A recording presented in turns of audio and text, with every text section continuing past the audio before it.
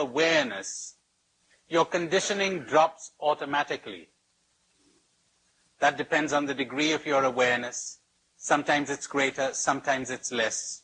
But remember that little exercise I gave you yesterday when I said, don't identify with the feeling? The feeling will go on in the beginning. But as you disidentify, the intensity will diminish.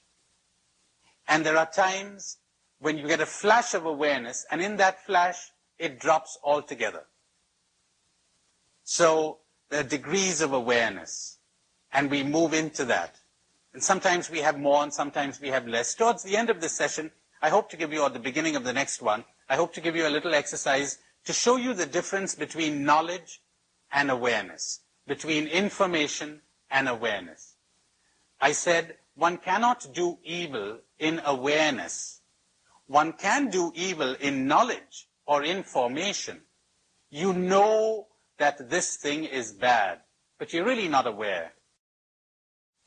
Father, forgive them because they do not know. They're not aware of what they are doing. I am the greatest of sinners, for I persecuted the church of Christ. But friends, I did it unawares. If they had been aware that they were crucifying the Lord of glory, they would never have done so. A time will come when they will persecute you and they will think they're doing a service to God. What do you know? Thomas Aquinas puts it so nicely. He says, every time someone sins, they're sinning under the guise of good. They're blinding themselves. They're seeing something as good, even though they know it is bad. They're telling themselves in some way, they're rationalizing, because they're seeking something as good under the pretext of good. But more about that when we talk of freedom. Anyone else? Yes? It's very freeing to become aware of the image of driving in traffic, and you're maintaining a steady gait, and lots of horns are blowing, and you're getting four-letter words, and et cetera. And I find it very difficult to maintain the serenity in the midst of that, and the censoring and so forth. Are you saying that by beginning the process of awareness, eventually that nervousness will dissipate and that the peace will that's my big search. Did you pick up your attachment there? Peace. Your attachment to calm and peace. You're saying, unless I'm peaceful, I won't be happy. Did it ever occur to you, you could be happy in your tension? Before enlightenment, I used to be depressed. After enlightenment, I continue to be depressed. You hit upon something there. You see, if you don't make a goal out of relaxation and sensitivity, you ever heard of these people who get tense trying to relax? Yes, they're making an effort to relax. Well, if one is tense, one observes one's tension. You will never understand yourself if you seek to change yourself.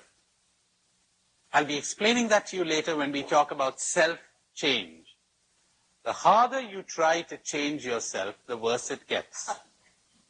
You are called upon to be aware. Get the feel of that telephone. Get the feel of the ring of the phone. The jarred nerves. Get the sensation of that. Get the sensation of the steering wheel in the car. In other words, come to reality and leave the tension or the calmness to take care of itself. As a matter of fact, you will leave it to take care of yourself because you'll be too preoccupied or too occupied getting in touch with reality. See, this is what I mean. Kind of step by step, and let whatever happens, happens. You know, the real change will come about in you when it is brought about not by your ego, but by reality. Awareness releases reality to change you. You change. In sensitivity, you change. In consciousness and awareness, you change. But you've got to experience this. It's useless taking my word for it. But if you've got a plan, if your ego has drawn up a plan in its own cunning way, and trying to push you into that, you'll meet with resistance. There'll be trouble. Who else? Pretty good questions. Yes? Yes? All right. The question is being awakened a growing process? At times you're awake, at times you go to sleep, etc. Do you pick up the mild anxiety behind that? You want to be awake, don't you? You want to find out if you're really awake or not. Now that's part of asceticism. It doesn't matter.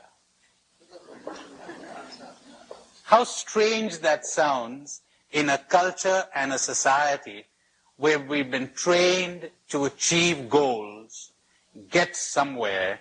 There's nowhere to go. You know why? Because you're there already. The Japanese have a nice way of putting it. The day you cease to travel, you will arrive. Now, if your attitude were, I want to be aware, I want to be in touch with whatever is, and let whatever happens, happen. If I'm awake, fine. If I'm asleep, fine. But the moment you make a goal out of it, and you're attempting to get it, see what's happening there is you're seeking ego glorification, ego promotion. You want the good feeling that you've made it. I got news for you. When you make it, you won't know. Your left hand won't know what your right hand is doing. Lord, when did we do this? We had no awareness. Charity is never so lovely as when one has no consciousness that one is practicing charity. You mean I helped you? I was just enjoying myself. I was just doing my dance. It helped you. That's wonderful. Congratulations to you. No credit to me. Because tell me, if you're giving Jesus the credit for all the good that happened to people when he spoke, hold on to your chairs now. Why aren't you blaming him for all the evil that happened to people when he spoke? If I had not come, they would not have sinned. Who's to blame? They are to blame. And when they benefited, who gets the credit? He. Hey, wait a minute. The rain that is exactly the same in its nature produces thorns in the marsh and flowers in the garden. That's up to you. So, when you attain, when you are aware, increasingly you will not be bothered about labels like awake or asleep. You know, I must say I cheated with all of you. I used it, to use an Ignatian phrase, getting in through your door, arousing your curiosity, and I'm sorry to say, your spiritual greed, but greed nonetheless. Say, let's come awake, it's going to be wonderful. Well, that's for starters. After a while, it doesn't matter.